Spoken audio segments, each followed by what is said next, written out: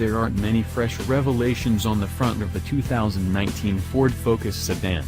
We do see more of the fog lights, which stretch upward and mirror the angles of the grille. This car also has different headlights than the previously spied one.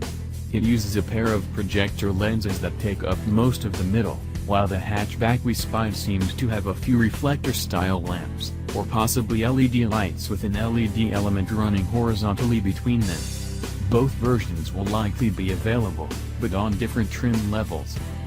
Obviously the biggest news here is what we can expect from the traditionally more popular sedan body style. With it comes rear windows that aren't as tall so as to match the roofline. Despite that, the glass area still looks quite tall, almost awkwardly so. This is likely due in part to the dip in the windowsill in the middle. Still, it should afford very good visibility and an airy interior.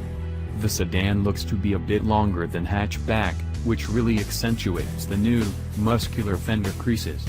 The trunk lid also tapers to a nice little lip spoiler, enhancing the lengthier look. The taillights and lower fascia look just like the hatchbacks.